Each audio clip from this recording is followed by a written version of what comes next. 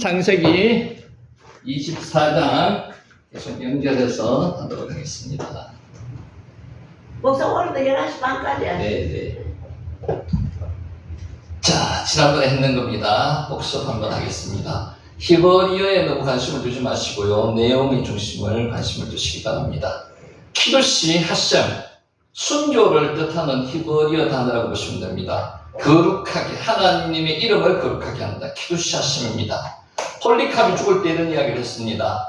하나님께서는 86년 동안 나를 부당하게 대한 적이 한 번도 없는데 내가 어찌 나를 구원하신 나의 왕을 모독할 수 있겠소? 폴리캅이 하는 이야기입니다. 이 말을 하고 화형을 당했습니다.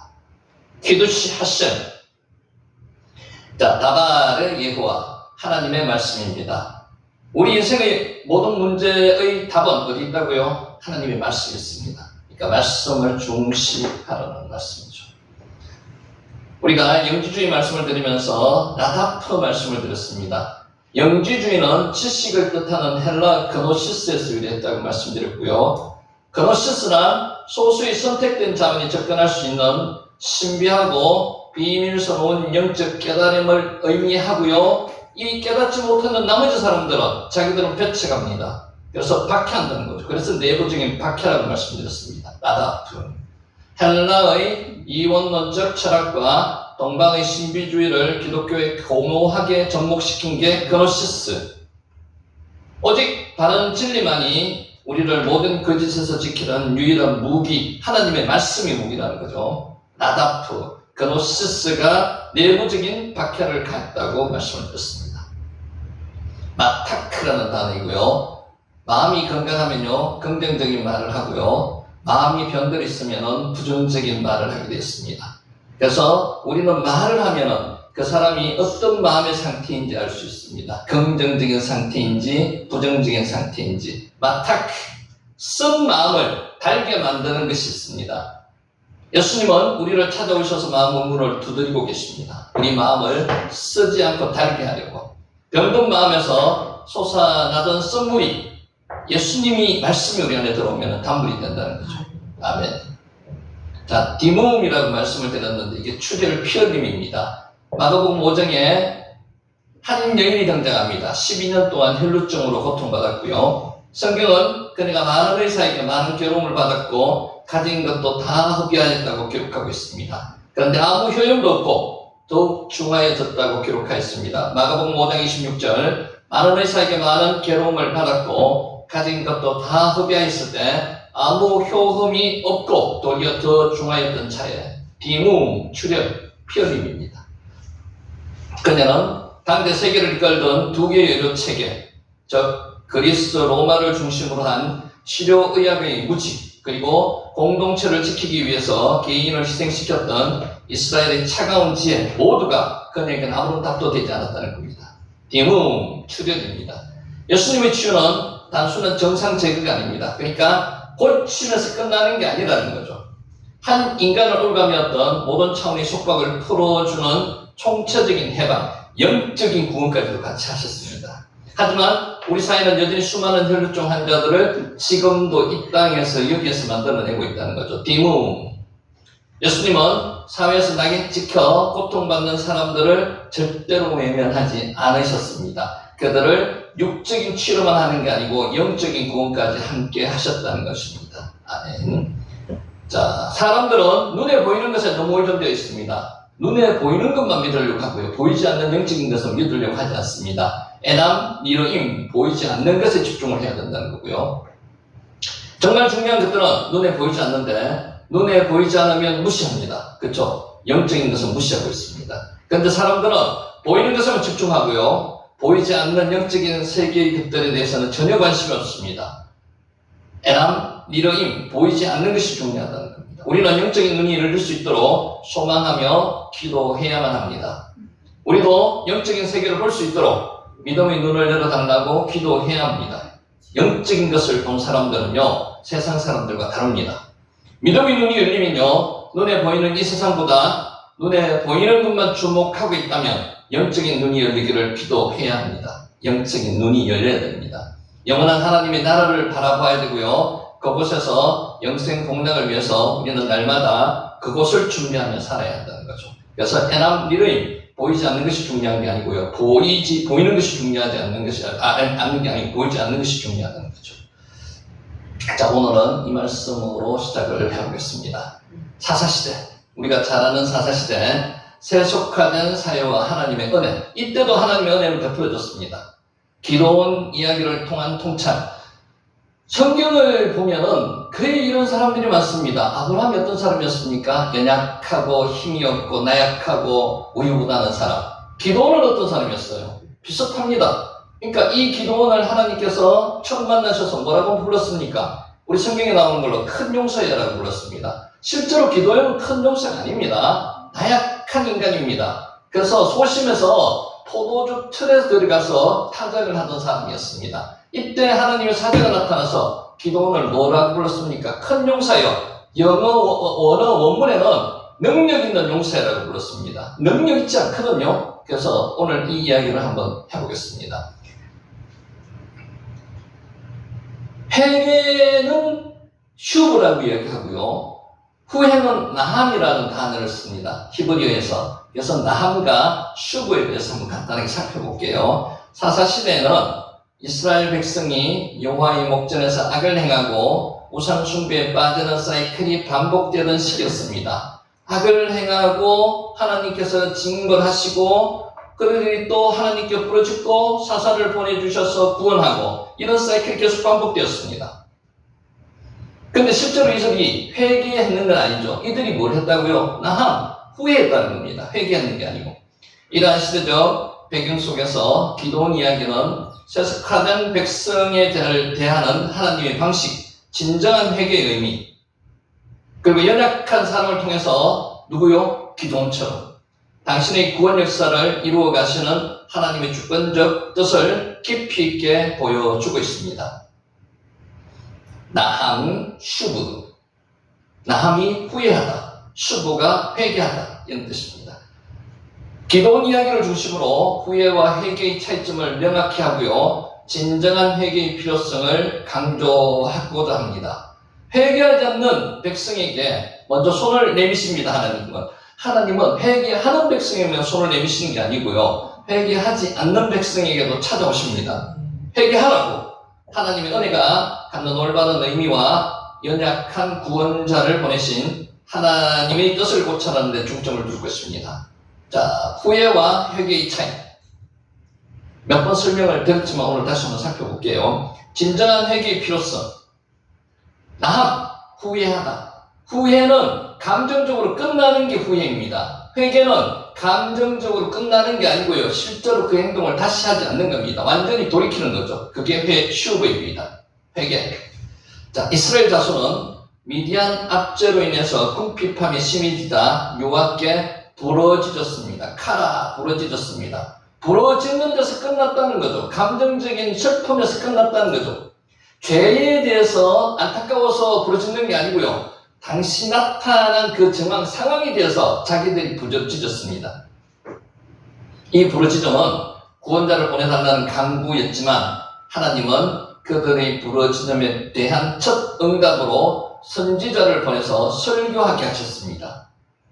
이는 이스라엘의 부러지점이 진정한 회개의 징후가 아니었음을 보여줍니다. 그러니까 당장 느끼는 피부적인 압박, 고난, 환난에 대해서 괴롭다는 것을 부러지졌습니다. 그리고 나서 거기서 끝났습니다. 돌이키지 않았습니다. 그들의 슬픔은 진심이 아니라 피상적. 우리도 어떤 환난이 딱딱 치면 당장은 울고 부러졌습니다. 거기서 끝나면 그게 뭐라고요? 그거는 후회이고요. 거기서 한 단계 진전해가지고 다시 그것을 반복하지 않으면 회개 슈브입니다. 성경은 후회와 회개를 분명하게 구별합니다. 후회는 죄의 결과에 대한 슬픔뿐입니다. 나타난 현상에 대해서 슬픔입니다. 죄 자체에 대한 슬픔은 아닙니다. 죄 자체에 대해서 슬퍼하는 사람은 어떻게 된다고요? 다시 그 죄를 범하지 않는다는 겁니다. 그게 뭡니까? 슈브, 회개입니다. 나쁜 결과가 없다면 슬퍼하지도 않을 것이면요. 후회의 초점은 수평적이고 세속적인 것입니다. 눈에 나타나 보이는 것.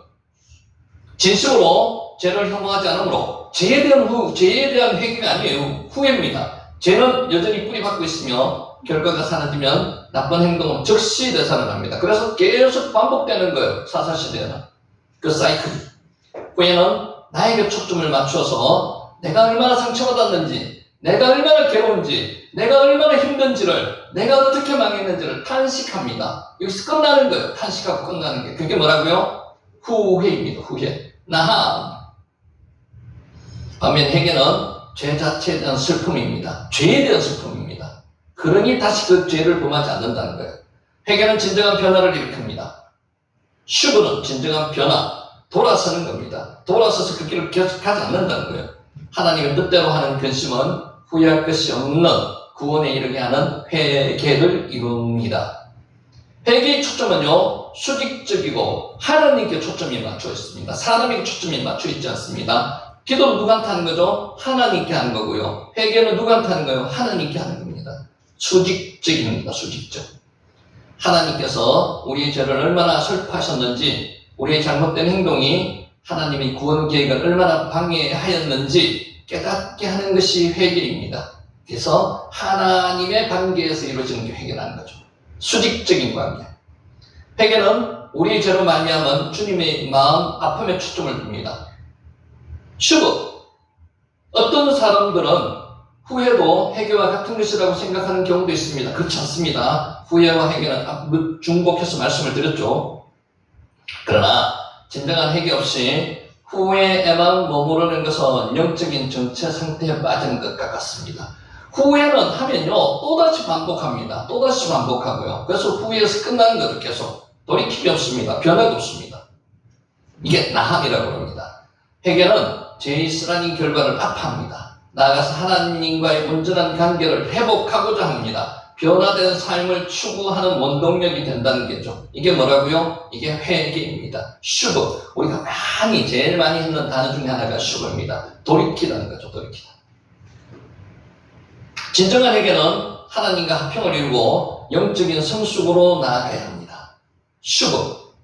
그러므로 우리는 후회에 머무르지 말고 반드시 어디로 가야 된다고요? 회개로 가야 된다고요. 회개. 회개하지 않은 백성에게 구원자를 보내신 하나님의 은혜, 그 의미와 오해에 대한 경고, 사사시대에는요, 그 백성들이 후회만 했지 회개하지 않았습니다. 그런데도 하나님께서는 사사를 계속 보내셨다는 거죠. 이건 뭐라고요? 이게 하나님의 은혜입니다. 나함, 후회이고요. 슈브가 회개입니다. 놀랍게도 하나님은 이스라엘 백성이 진실한 회개를 하지 않았음에도 그들에게 구원자를 보내셨다는 사실입니다. 이게 하나님의 은혜입니다. 우리는 하나님의 생각이 우리의 생각과 완전히 다르다는 것을 알고 있습니다. 만약에 사람이라면요, 회개하지 않으면 구원자를 보내주지 않았을 겁니다. 우리는 잘못한 사람이 반드시 자신의 잘못을 뉘우치고 진심으로 회개할 때 용서할 수 있습니다. 사람은 그렇습니다. 은혜를 베풀 수 있습니다. 회개하지 않으면 우리는 인간 은혜를 베풀지 않습니다. 용서하지도 않습니다. 그러나 하나님의 은혜는 우리가 청량할 수 없을 정도로 크고 놀랍습니다. 그래서 오늘 우리가 이 자리에 있는 거예요. 바울은 로마서에서 말했습니다. 우리가 아직 죄인 되었을 때 그리스도께서 우리를 위하여 죽으심으로 하나님께서 우리에 대한 자기의 사랑을 확정하셨느니라. 로마서 5장 8절 말씀입니다. 하나님은 우리가 진심으로 회개했기에 구원하는 것이 아닙니다.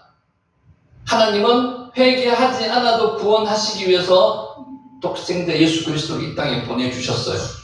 회개하지 않은 상태에서. 그게 하나님의 은혜라는 거죠. 하나님께서 그의 아들을 이 땅에 보내셔서 십자가를 지게 하시고 고난당하게 하신 것은요, 죄인들에게 구원의 은혜를 베푸시기 위한 겁니다. 그러니까 이 땅에는 죄인들만 득실을 그리는 것이죠. 거기에서 구원을 하기 위해서 예수 그리스도를 보내셨고요. 사사시대에는 사사들을 보냈다는 거죠. 사사기에도 하나님의 이러한 성품이 그대로 나타납니다. 사랑이신 하나님, 영이신 하나님, 자유케 하시는 하나님, 공동체로 계신 하나님, 창조하신 하나님, 하나님의 성품이 그대로 나타납니다. 미디안의 약죄에 신음하고 아파하면서도 하나님 앞에 돌아서지 않았던 그들을 위하여 하나님은 기도원을 보내서 그들을 구원하셨습니다. 근데 누구를 보냈다고요? 기도원. 기도원은 저와 여러분과 비슷한 성품의 사람입니다. 연약하고 나약하고 우유부단한 성품의 사람입니다. 근데 하나님의 손에 붙들리면 어떻게 된다고요? 큰 용사가 된다는 거죠. 큰 용사. 그러나 이는 하나님의 은혜를 잘못 해석한 어리석은 생각입니다. 하나님께서 회개하지 않은 백성에게 먼저 손을 내미신 것은 그들의 죄를 묵인하거나 회개를 불필요하게 하려는 의도가 전혀 아닙니다. 단순하게 그냥 전적으로 하나님의 은혜라는 거죠. 오히려 다음과 같은 깊은 의미를 지닙니다. 첫째, 하나님의 청량할 수 없는 사랑과 구원의 의지라는 것이고요. 하나님은 우리가 죄인 앞에서 허우적거릴 때 우리가 먼저 회개의 손을 내밀기만을 기다리는 분이 아닙니다. 하나님께서 먼저 손을 내미는 분입니다. 우리 부모님들 생각하셔도 인간도 그렇습니다. 아들의 잘못을 부모님은 그냥 보지 않습니다. 회개를 하기 위해서 손을 내미시는 분이죠. 하나님은 얼마나 더 그러시겠습니까? 마치 위험한 길로 가는 아이를 부모가 먼저 달려가 붙잡는 것처럼 하나님은 당신의 백성이 스스로 구원할 능력이 없음을 아시고 먼저 구원의 길을 열어주시고 손을 내미신다는 거죠. 아멘. 기도원을 보내신 것은 그들의 부러지점이라는 피상적인 반응에도 불구하고 하나님의 사랑과 구원의 여지가 얼마나 크고 능동적인지를 바라보고 있습니다. 보여주고 있습니다. 자, 둘째, 은혜를 통해서 회개로 이끄십니다. 회개하게 만드신다는 거죠. 이게 은혜라는 거죠. 하나님의 은혜는 죄를 짓도록 허용하는 면죄부가 아닙니다. 죄로부터 돌이켜 하나님께로 돌아오는 촉매제입니다.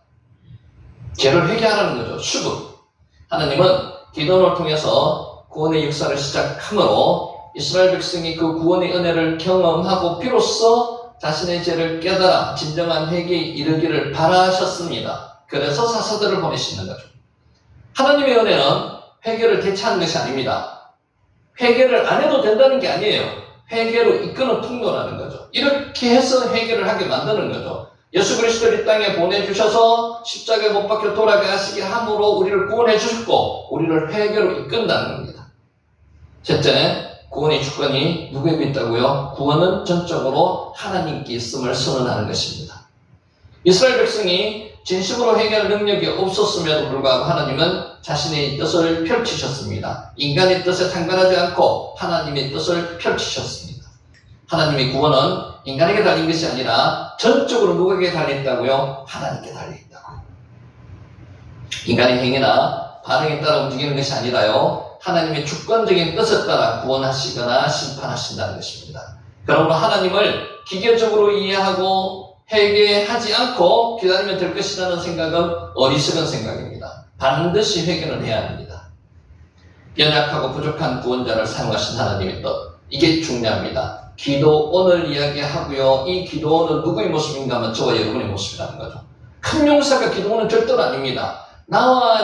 내가 너와 함께함이라 부르시면서 큰 용사이라고 불러주셨거든요. 하나님이 함께 하시면 큰 용사가 된다는 뜻입니다. 자, 요 글자 한번 보세요. 기뻐르 헤하일입니다. 여기가 큰이라는 단어를 우리는 능력 있는, 원어는 능력 있는 용사라는 뜻입니다. 그런데 우리 해석은 큰 용사라고 해석을 했습니다. 실제는 능력 있는 겁니다. 능력 있는 용사여라고 하나님께서 부르시는데 그 앞에 뭐라고 말씀하셨는가 하면은 여호와 하나님께서 너와 함께 하신다는 겁니다. 그러면 큰 용사가 된다는 겁니다. 여호와 임마크 그리고 기뻐로 해야 이렇게 말씀하셨어요. 연약하고 부족한 구원자를 사용하신 하나님의 뜻이 무엇인지 보겠습니다. 하나님께서 보내신 구원자 기도원은 강하고 능력이 있으며 카리스마 넘치는 지도자였습니까? 아니라고 합니다. 그는 소심한 사람입니다. 그런데 하나님께서 하나님의 사자가 나타나서 기뻐로 헤아여 큰 용사여 능력 있는 용사여라고 부르셨다는 거죠. 그는 미디안 사람에게 들키지 않으려고 포도주 틀에서 밀을 타작했습니다. 산 위에 언덕이 있기 때문에 밀을 타작하면 다 보인다는 거죠. 그래서 숨어서 밀 타작하는지 모르게 숨어서 타작했다는 겁니다. 자신은 지도자가 될 자격이나 능력이 없는 것을 누구보다도 자신이 잘 알고 있었습니다. 나는 가장 므낫세 지파 중에서도 가장 작은 자라고 자기가 스스로 고백한 사람입니다. 그는 스스로 므낫세 지파 중에서 가장 약하고 아버지 집에서 가장 작은 자라고 본인 스스로가 고백했습니다. 기뻐르 헤하일이라고 하는 것은 부르셨어요. 실제로 기뻐로 해야 하는 거 아닙니다. 해야 할 일이 아닙니다. 그런 겸손의 표현이 아니라 하나님께서 주시는 사명을 회피하고 뭐라고요? 거부하는 자세입니다. 나는 당신께서 쓰실 만한 그릇이 아닙니다. 지금 이것을 나타내고 있다는 거죠. 그럼에도 하나님은 그를 큰 용사 기뻐로 해하이라고 불렀습니다. 하나님께서 이처럼 연약하고 부족한 사람을 사용하신 뜻은 다음과 같습니다. 첫째, 구원의 주체가 인간이 아닌 하나님을 드러내기 위함입니다. 하나님께서는 연약한 자들을 사용하시는 이유를 우리가 몇 차례 성경에서 말씀하고 계십니다. 강한 자들을 그렇게 쓰시면요, 그 강함 때문에 자기가 했다고 이야기를 합니다만, 약한 자들은 분명히 하나님께서 하나님께서 하셨다는 것을 자기 스스로 고백할 수 있는 자들이라는 거죠. 기도원은 자신의 힘으로는 이스라엘을 구원할 수 없다고 한 말이 맞습니다. 맞았습니다. 가장 적은 자입니다. 그러나 내가 너를 보낸 것이 아니냐, 내가 반드시 너와 함께하리라, 여호와 이만큼 내가 너와 함께하리라. 이게 우리한테 힘을 주시는 거죠. 하나님께서 나와 함께 하신다는 거예요. 얼마나 큰 힘이 됩니까? 하나님께서 권사님과 함께 하시는 거죠. 이 하나님께서 함께 하시면요, 내가 겁이 날 거 없잖아요. 두려울 것도 없잖아요. 그러니까 큰 용사가 된다는 겁니다. 반드시 너와 함께 하리라. 나는 하나님의 말씀도 맞습니다. 구원 역사는 기도원의 능력이 아니라 그와 함께 하시는 하나님의 능력으로 이루어질 것이라는 거죠. 개인적으로 능력 있는 사람을 하나님께는 쓰지 않습니다. 능력 없고 연약한 사람을 들어서 그 사람을 기뻐로 해하일로 만들어 주신다는 거죠. 하나님께 상쾌하게 만들어 주신다는 거예요. 이는 인간의 교만을 꺾고 구원의 역사가 인간의 힘이 아니라 오직 하나님의 능력에 달려있음을 분명하게 보여주는 겁니다. 그래서 중요한 게 뭐죠? 앞에서 나왔듯이 보이는 것에 너무 집중하지 마시기 바랍니다. 영적인 것에 보이지 않는 것에 집중하시라는 거예요. 둘째로 모든 그리스도인들을 사명자로 부르십니다. 특히 능력 없고 힘없는 사람들, 이런 사람들을 하나님께서는 쓰신다는 거죠. 사명자로 부르신다는 거죠. 기뻐로 해하이. 기도원 이야기는 능력이나 배경에 상관없이 하나님의 부르심을 받은 모든 사람은 사명자가 될 수 있다는 사실을 가르쳐 주시는 겁니다. 여호와께서 함께 하시면 큰 용사가 된다는 거죠. 이게 중요한 거죠. 그냥 큰 용사가 아니고요. 여호와께서 함께 하시면 큰 용사가 된다는 거죠. 여호와 임마크 기뻐로 해하이. 여호와께서 함께 하시면 큰 용사가 됩니다. 인간적으로는 분명히 연약하고 부족했습니다. 우리가 모습을 나타내고 있죠. 포도주 틀에서 타작을 하는 그 기도원의 모습, 하나님께서 함께 하실 때 얼마든지 위대한 일을 할 수 있다는 겁니다. 우리도 마찬가지예요. 하나님께서 함께 하시면 큰 용사가 될 수 있다는 겁니다. 나이에 상관없습니다. 학벌에 상관도 없고요. 능력에 상관도 없습니다. 하나님께서 큰 용사로 불러주신다는 거죠. 큰 용사로 만들어주신다는 거죠. 여호와 임마크 기뻐로 해하리. 그러니까 굉장히 원어상의 힘을 얻을 수 있습니다. 물론 한글로도 힘을 얻을 수 있지만 우리는 주님께 문제를 해결해 달라고 기도하면서도 자신이 그 문제를 해결할 수 있는 사람이 되게 해달라고 기도하지 않는 경우가 종종 있습니다. 이해하십니까? 기도를 하면서 하나님께서 해결해 달라고만 기도하지 자신이 스스로 해결할 수 있도록 해달라고 기도하지 않습니다. 왜? 기도하면은 하나님께서 힘을 주신다는 거죠. 큰 용사를 만들어 주신다는 거죠. 기뻐로 해하이, 큰 용사, 능력 있는 용사를 만들어 주신다는 것입니다. 그러니까 우리 기도가 능동적이지 못하고 수동적일 때가 있습니다. 하나님께서는 큰 용사로 만들어 주시기 위해서 오늘도 부르셨습니다. 기도는 자신의 문제를 해결할 사람으로 부름을 깨달았을 때 하나님의 부름에 순종했습니다. 여러분, 하나님께서 여호와 임마크 기뻐로 해하이 능력 있는 용사라고 와서 하나님께서 함께 하시면 능력 있는 용사로 만들어 주신다는 그 이야기가 있을 때 순종해야 됩니다. 아멘 해야 됩니다. 아멘.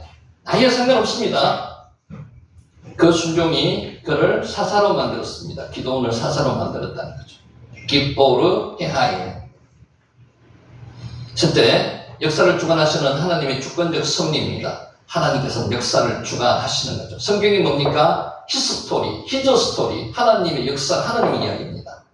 하나님은 이스라엘 백성이 우상 숭배를 회개하지 않았음에도 그의 상황 속에서 역사하셔서 우상 숭배의 의심을 보여주시고 그들을 구원으로 이끄셨다는 것입니다. 이것은 인간의 자유의지가 오용되고요, 죄악으로 더럽혀졌다고 해도 하나님은 그의 구원 계획을 흔들림 없이 진행하고 계심을 보여주고 있습니다. 우리가 역사를 주관하는 하나님을 믿는 이유가 바로 여기 있습니다. 세상의 문제들이 엉켜서 도저히 풀릴 수 없는 것처럼 보이지만 하나님은 그의 문제를 해결하시고요, 궁극적으로 하나님의 나라를 이루어 가신다는 게 이것이 하나님의 섭리라는 거죠. 우리의 의지와 상관없습니다. 하나님의 의지, 하나님의 주권으로 이루어 가신다는 겁니다. 문제는 기도의 능력이나 신앙이 아니라요, 하나님의 주권적인 의지와 섭리입니다. 이 세상을 여러분으로 통해서 구원하고자 하는 하나님의 사명을 여러분께 맡기셨다면 여러분의 능력이나 여러분의 학벌이나 여러분이 가진 것에 전혀 상관이 없다는 거죠. 하나님의 주권이요, 하나님의 의지라는 겁니다. 여러분 뭐만 하시면 된다고요? 아멘만 하시면 됩니다. 순종하시면 됩니다. 하나님의 은혜를 총매적으로 이해할 때 신앙의 변화가 일어난다는 겁니다. 사사기를 잘못 이해하고 은혜를 면접으로 생각한다면요, 회개하지 않아도 회개하는 것처럼 인정해 주시는 게 절대로 아니다는 거죠. 우리는 죄를 짓고 난 후에 용서를 구하는 행위를 반복하며 죄의 굴레에서 벗어나지 못하게 된다는 겁니다. 이건 중요합니다. 회개는 반드시 따라가야 되는데 먼저 은혜를 베푸시고 회개의 자리로 인도하신다는 겁니다. 이것이 사사시대에 반복해서 나타나는 죄악의 사이클이라는 겁니다. 그러나 은혜를 총매적으로 이해하면 우리는 이미 받은 사랑과 용서에 대한 감사함으로 인해서 죄를 혐오하고 죄와 적극적으로 싸우게 된다는 것입니다.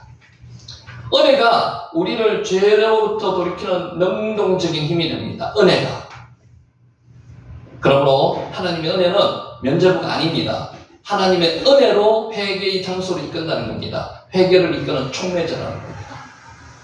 면죄부는 율법과 행위에 대한 부담감, 즉 의무감에서 비롯된다는 것이고요.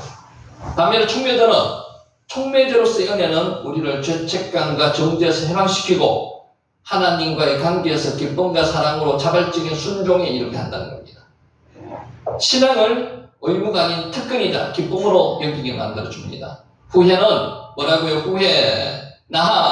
후회는 죄의 결과가 사라지면 행동이 되살아나는 영적인 정체 상태에 머무르게 됩니다. 후회는 한 번 하고 다시 그 행동을 반복하고 다시 또 하고 다시 또 하고 반복되지만 회개는 한 번 하고 나면 다시 돌이켜가지고 다시 하지 않는 게 회개입니다. 슈브. 은혜가 총매제가 될 때 우리는 하나님과의 관계가 회복되었음을 깨닫고 과거의 후회와 죄절에서 좌절에서 벗어나게 된다는 것입니다. 지속적인 영적 성장을 이루는 원동력이 되고요, 회개가 자신의 연약함을 인정하고 하나님을 더욱 의지하게 만든다는 것입니다. 자, 기도원이 현대 우리 사회에 주는 교훈에 대해서 살펴보겠습니다. 기뻐루 헤하이, 큰 용사여, 능력 있는 용사여, 하나님의 사자가 와서 기도원에게 부르셨고요, 오늘 저와 여러분에게 부르시고 계십니다. 기뻐루 헤하이. 능력과 스펙을 중시하는 현대사회에서 연약한 기도원은 큰 용사여, 실제로 능력 있는 용사여, 기뻐로 헤아이라고 부르신 하나님의 말씀은 우리에게 여러 가지 교훈을 줍니다. 첫째, 자기 가치의 근본적인 변화입니다. 세상은 우리가 가진 스펙과 능력으로 우리 가치를 평가합니다. 하나님은 그렇지 않다는 거죠. 세상은 그렇게 평가합니다. 하나님은 우리의 외적인 조건이 아니라 하나님이 부르심과 함께 하심으로 우리의 정체성을 정의하십니다. 요 앞에 뭐가 나온다고요? 여호와, 잉마크, 여호와께서 너와 함께 하신다. 함께 하시면은 기뻐로 헤아이 된다는 겁니다. 큰 용사가 된다는 겁니다. 기도원은 스스로를 가장 작은 자로 평가했지만 하나님은 그를 큰 용사로 보셨습니다. 본인이 뭐라고 말했다고요? 머나세 지파 중에서도 가장 작은 자이다라고 고백했는 사람이 기도원입니다. 실제로 그렇습니다. 이는 우리가 세상의 잣대가 아니라 하나님이 부여하신 가치와 정성으로, 정체성으로 우리를 자신을 바라보아야 함을 가르칩니다. 자, 자신감의 원천이 어디서 나옵니까? 많은 사람이 자신이 부족함 때문에 중요한 일을 감당하기를 주저하거나 사명을 회피하려고 합니다. 그렇습니다. 자신이 없습니다. 하나님께서 사명을 맡길 때, 그러나 하나님께서 사명을 맡길 때는 하나님께서 기뻐로 해하일처럼 큰 용사를 만들어 주신다는 거죠. 힘을 주신다는 겁니다. 기도원 이야기는 우리 자신감이나 힘이 아니라 내가 반드시 너와 함께함이라. 여호와 임마크, 이 앞에 들어가는 단어입니다. 여호와 임마크, 여호와께서 너와 함께 하신다는 겁니다. 내가 반드시 너와 함께하리라 약속하신 하나님으로부터 온다는 것을 보여줍니다. 그러면 뭐가 된다는 거죠? 기뻐로 해하일이 된다는 겁니다. 큰 용사가 된다는 겁니다. 우리의 능력이 아니라 하나님의 능력을 의지할 때 우리는 세상의 기준에 얽매이지 않고 하나님의 뜻을 담대하게 행할 수 있습니다. 우리의 능력이 아닙니다. 하나님의 능력으로 하는 겁니다. 의지하는 겁니다.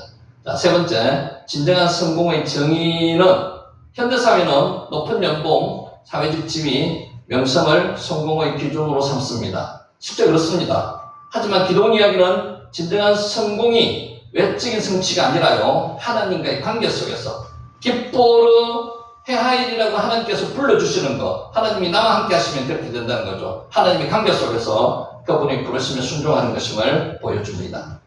우리 작은 순종이 하나님의 위대한 역사 속에서 사용될 때 우리는 진정한 의미의 큰 용사, 능력 있는 용사가 될 수 있다는 겁니다.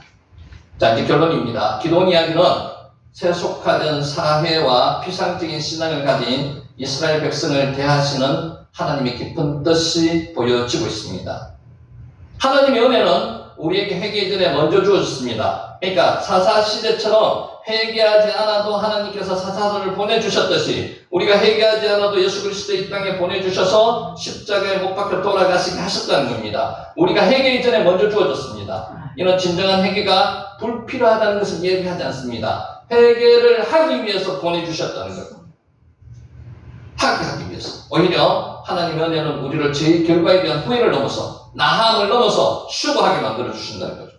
죄 자체를 혐오하고 하나님과의 온전한 관계 회복을 갈망하는 진정한 회개로 이끄신다는 겁니다. 이 은혜를 면죄부가 아니라 회개를 위한 면죄부가 아니라요, 회개를 위한 촉매대로 이해해야 된다는 겁니다. 우리는 수동적인 신앙에서 벗어나서 능동적인 거룩함을 추구하게 됩니다. 하나님은 능력이 아닌 오직 하나님의 영광을 드러내기 위해서 연약하고 부족한 기도원을 택하셔서 기뻐로 해야 할 능력 있는 큰 용사로 만들어 주셨다는 겁니다. 역사의 주관자가 인간이 아니라요, 누구시라고요? 하나님이시라는 거죠. 오직 하나님이심을 보여주면 능력과 수평을 중시하는 현대사회 속에서 우리가 가져야 할 올바른 정체성은 하나님이 부여하신 가치, 사명에 있음을 깨닫게 합니다.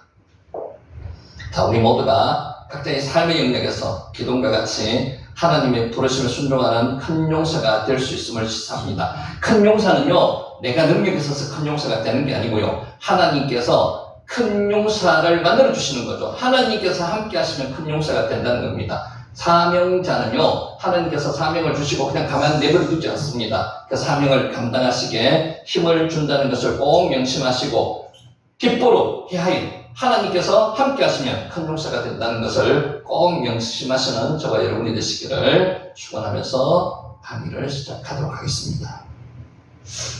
자, 간단하게 한번 볼게요. 노래 한번 부르고 갑시다.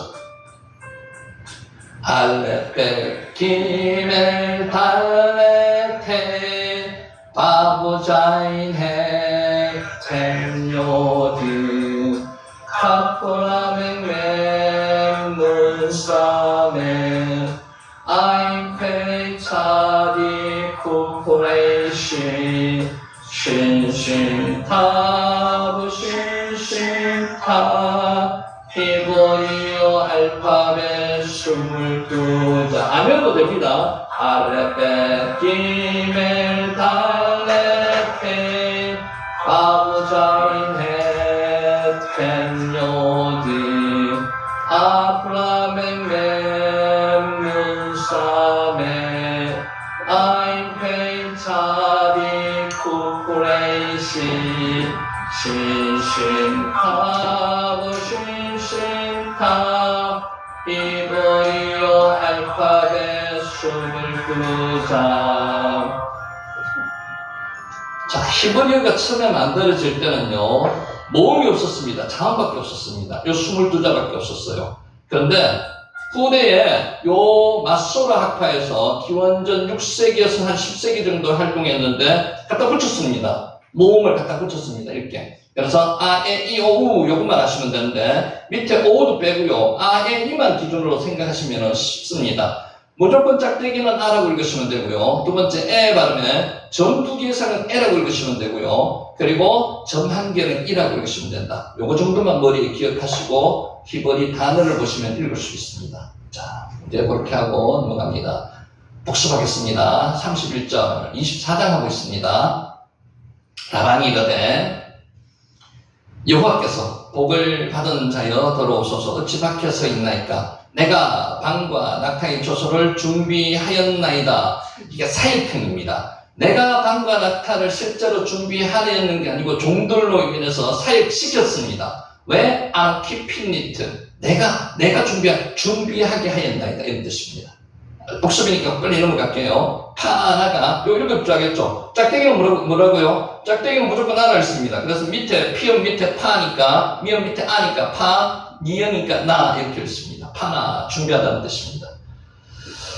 자 32절 그 사람이 그 집에 들어가매 라반이 낙타의 짐을 부리고 집과 사료를 낙타에게 주고 그 사람의 발과 그의 동행자들이 발을 씻어 물을 주고 발 씻을 물을 주고 요게 개역 개정 성경에는 동행자들이라고 번역이 바로 됐지만은 개역 성경에는 뭐라고 되어 있는가 하면 종들로 번역되어 있습니다. 그래서 이제 점점 다르게 번역이 돼가고 있는 거죠. 하 아나심 아쉐르 이토 그와 함께한 하 아나심 종들 종자들 동행자들입니다. 동행자들.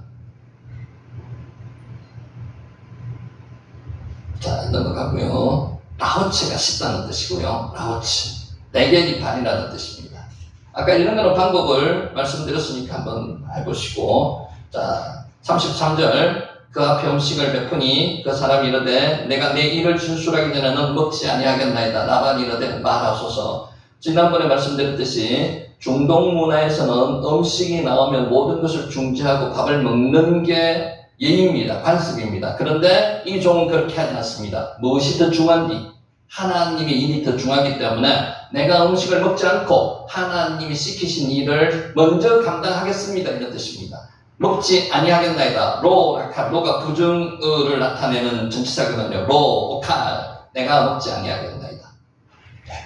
자 34절 그가 이르되 나는 아브라함의 종이니이다. 이렇게 표현하기가 상당히 어렵습니다. 자 상황을 한번 생각해 보세요. 지금 굉장히 낙타 열마디에 모든 보물을 싣고 왔습니다. 사람이 누구인지도 모릅니다. 굉장히 부유한 아주 고귀한 사람인 줄 알고 있습니다. 그런데 첫 마디가 뭐라고요? 나는 종이라는 겁니다. 누구의 종? 아브라함의 종이라는 겁니다. 이런 이야기 하기가 쉽지가 않습니다. 근데 아브라함의 사명을 무슨 사명을 갖고 갔습니까? 아브라함의 종의 사명을 띠고 갔습니다. 그래서 표현을 이렇게 하는 거죠. 여러분은 누구의 종입니까? 예수 그리스도의 종입니다. 표현할 수 있어야 됩니다. 이것을 표현하는 게 상당히 중요하다는 거죠. 그래서 나는 아브라함의 종이니이다. 에베드 종이라는 뜻이거든요. 아브라함 아노키 나는 아브라함의 종입니다. 밖에 가서 우리가 하나님의 종이라고 이야기 못하는 경우 엄청 많습니다. 고백해야 됩니다. 에베드 아브라함 아노키 에베드 엘로힘 아노키 이렇게 고백할 수 있어야 된다는 거죠.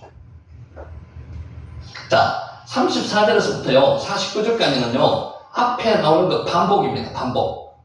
자 이게 늙은 종의 간증이라고도 합니다. 질문 하나 할게요. 왜 중복해서 이렇게 많은 10몇 절이나 되는 절을 중복해서 똑같은 내용입니다. 왜 집어넣어놨을까요? 한번 생각해 보신 적 있습니까? 앞에 나온 내용 똑같습니다. 왜 이랬을까요? 권사님 한번 생각해 보셨어요? 왜 중복해서 기록했을까요? 그만큼 중요하기 때문에 그렇죠. 또 하나 내용이 있습니다.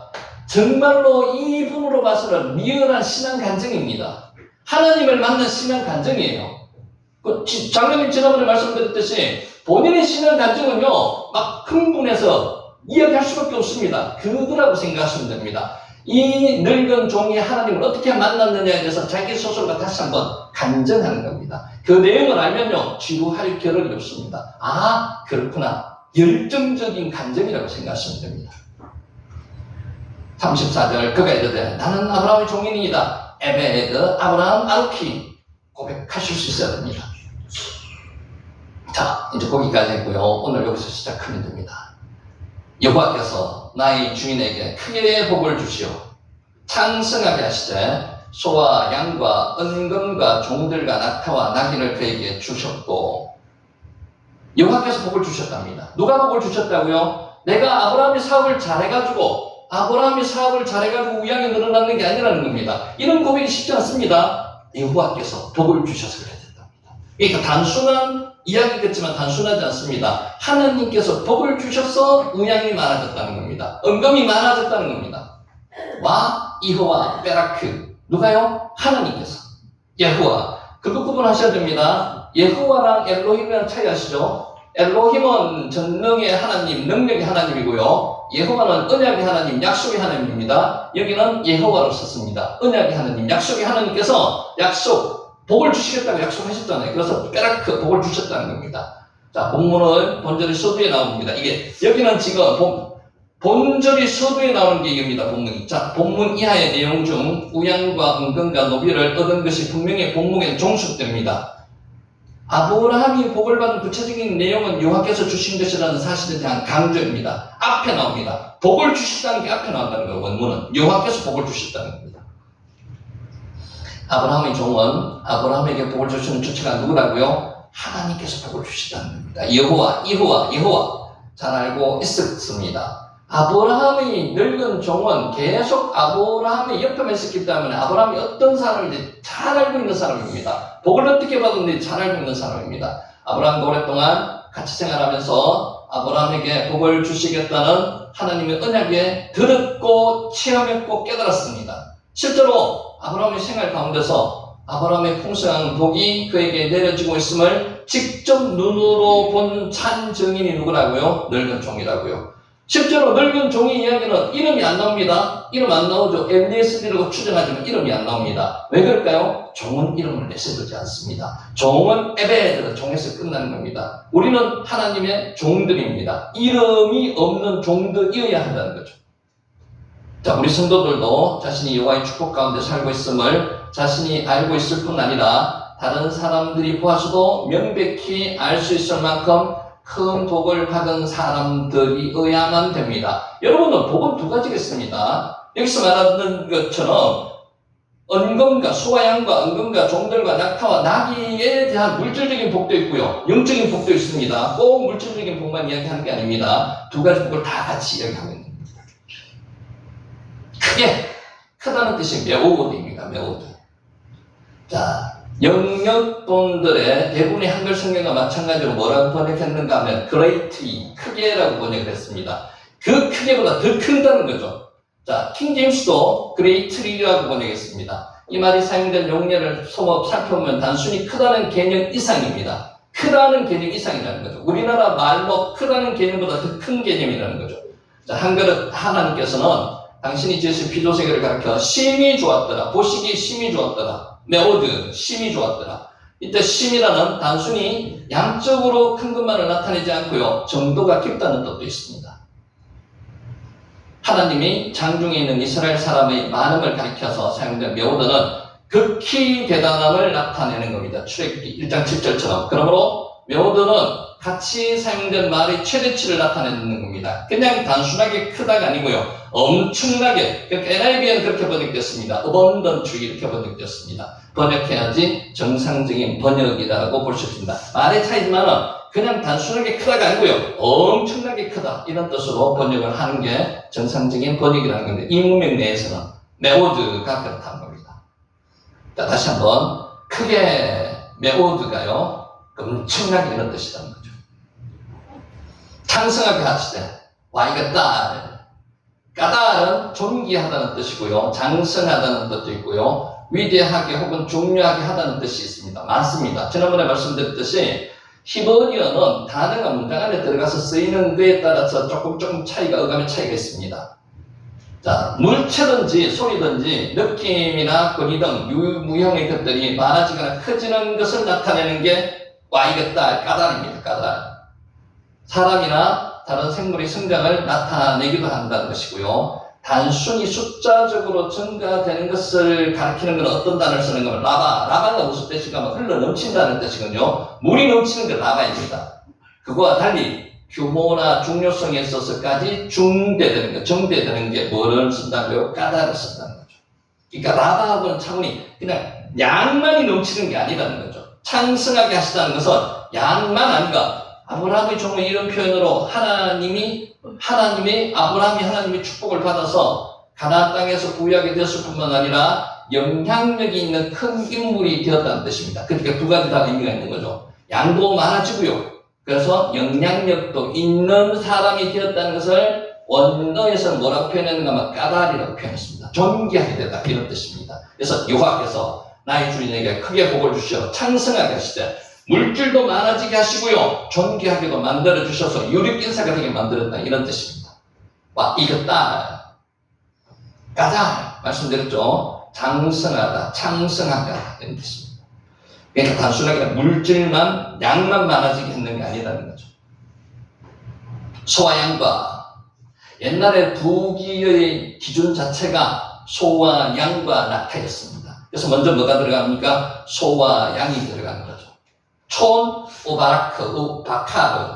바카르가 소고요. 촌이 양인데 촌은 실제로 가축대 전체를 이야기하는 겁니다. 그런데 그 가축 중에서 유대인들이 대표적인 가축이 양이기 때문에 보통 촌을 양이라고 이야기한다는 거죠. 실제는 가축 전체를 이야기하는 거죠. 촌은 이동하다는 뜻을 사용되지 않는 어원에서 유래된 집합명사, 가축을 이야기합니다. 촌. 그래서 가인과 아벨에서 아벨은 촌을 기르는 자였다고 나옵니다. 그러니까 촌이 양만 이야기하는 게 아니고 가축을 기르는 자였다는 거죠. 그러나 팔레스타인의 대표적인 가축이 양이어서인지는 이 단어는 양떼를 가리키는 데 주로 사용됩니다. 촌은 양떼, 바라크는 소떼, 소.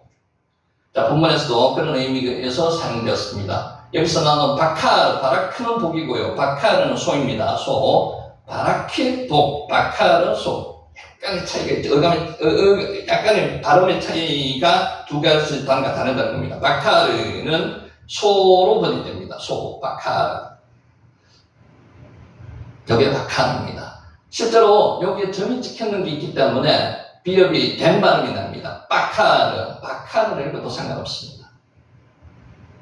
소와 양과 촌, 우바라크, 바카르.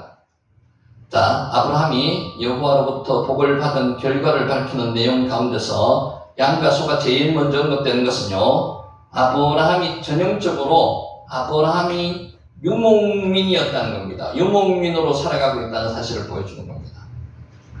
근동의 유목민들은 주로 양과 소를 목축하였습니다. 이들에게 있어서 양과 소는 가장 중요한 재산입니다. 첫 번째가 양, 두 번째가 소, 첫 번째, 두 번째 양소입니다. 양소. 그리고 낙타는 아주 귀한 동물이었고요.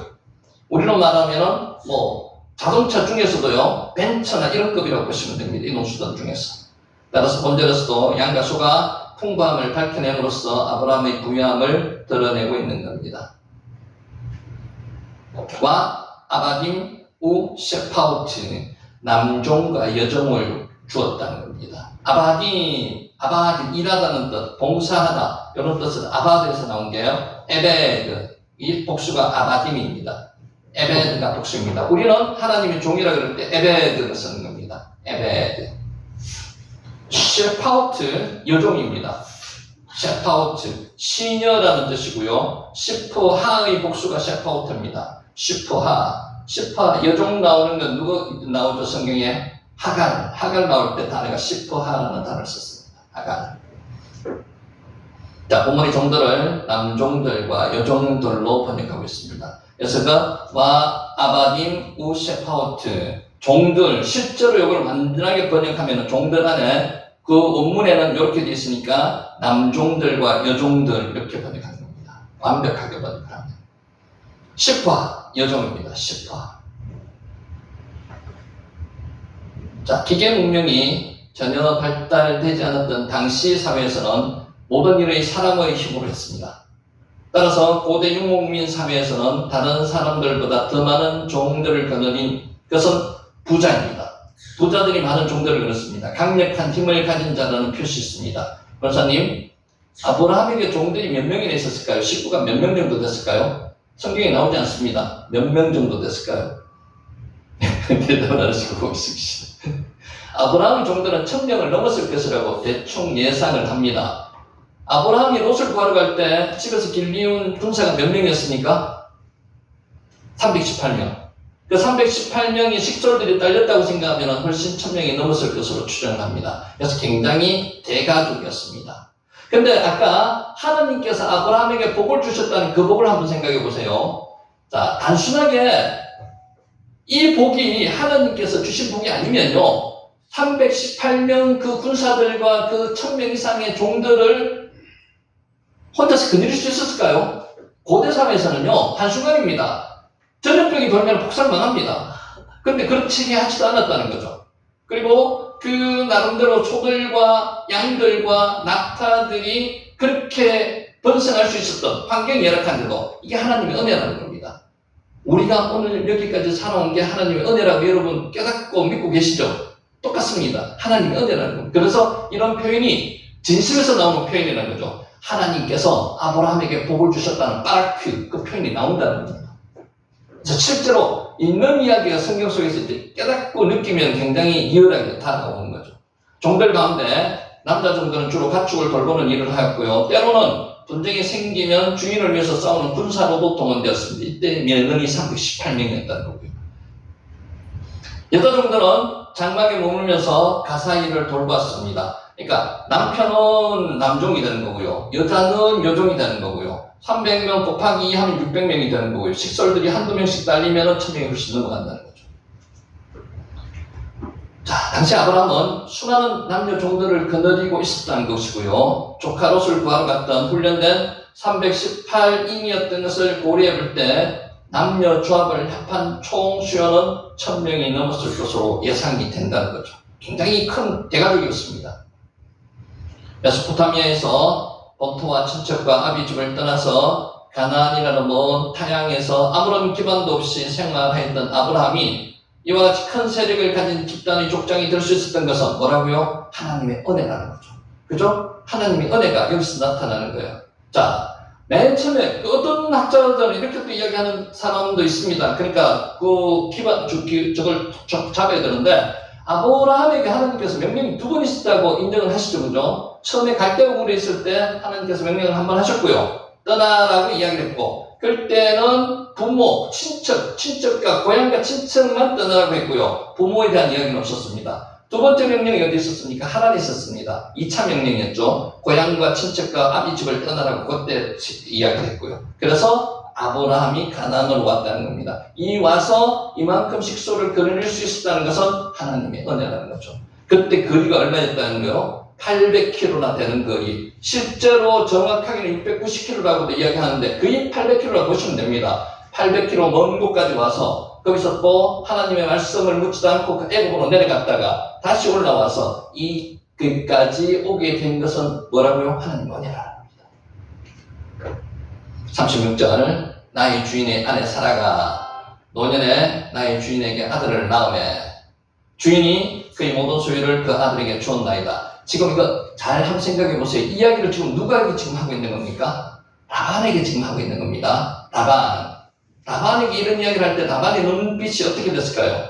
총총 빛났을 겁니다. 재산이 많다는 거고요. 재산이 지금 벌써 다 주인이 아브라함이 아들로 이삭에게 물려줬다는 거고요. 그러면은 내 누이가 아주 거부랑 결혼을 하게 된다는 거고요. 그럼 자기도 나름대로 이권이 생긴다는 거예요. 그래서 지금 라반이 이 이야기를 들었을 때 라반 입장에서는 굉장히 지금 기쁨에 넘쳐서 이야기를 듣고 있을 겁니다. 그 상대방까지 한번 생각해 보시라는 거죠.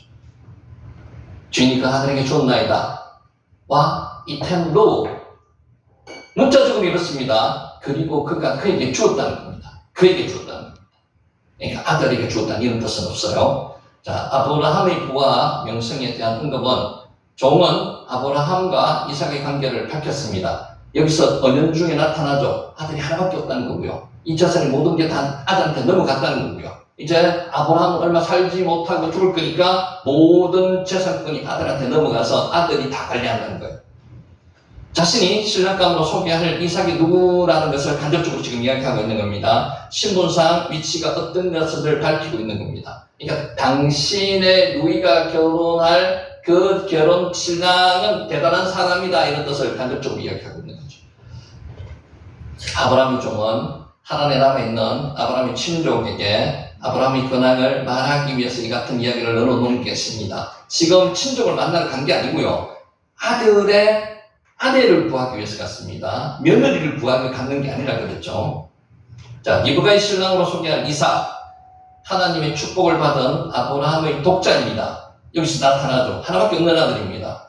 하나님께서 아브라함에게 주신 언약의 후사라는 것을 지금 밝히고 있고요, 굉장히 부자라는 것도 간접적으로 지금 이야기하고 있습니다. 그의 모든 소유를 콜 아셰르리 가지고 있는 모든 것을, 그에게 있는 모든 것을 이룬 뜻입니다. 모든 전부를 나타내는 게 콜이라는 단어인데, 칼날, 완전하게 하다는 단어에서 나왔습니다. 여기는 아름다움이라는 뜻도 포함되어 있습니다. 모두 전부 콜, 완전하게 하다, 칼날에서 나왔습니다. 자, 전체가 되게 하다는 의미도 있고요, 아름다움이라는 의미도 있습니다. 그러므로 이 말이 사용되면 완전하다는 의미뿐만 아니라 아름답다라는 의미도 내포되었다는 겁니다. 자, 이 말이 무슨 말인가 하면은, 모든 소유는요, 아브라함의 아름다운 모든 것을 다 이야기하는 겁니다. 그러니까 물질적인 것만 이야기하는 게 아니고요, 언약의 후손 이삭은 아브라함의 물질적인 자산뿐만 아니라 아름다운 신앙의 유산까지도 온전하게 상속받았다는 겁니다. 그러니까 단순한 게 아니라 그 모든 소유는, 모든은 물질만 모든이 아니고요, 콜이라는 뜻은 유산까지도, 신앙의 유산까지도 온전하게 같이 상속받은 그런 자라는 것을 나타내고 있다는 거죠. 자, 나의 주인이 나에게 맹세하게 하여 이르되, 너는 내 아들을 위하여 내가 사는 땅 가나안 족속의 딸들 중에서 아내를 택하지 말고. 가나안 족속은 왜 아내를 택하지 말라고 그랬어요?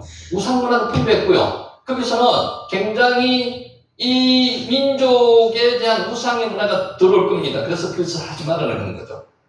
그래서 맹세하게 했습니다. 와 야시피 애니, 맹세하다가 샤바입니다. 샤바. 셰바가 일곱이라는 뜻이었고요, 셰바에서 나왔습니다. 일곱이 뭐라고요? 일곱 우물로 가지고 맹세했죠. 거기서 샤바가 나왔습니다. 맹세로 묵다는 뜻입니다.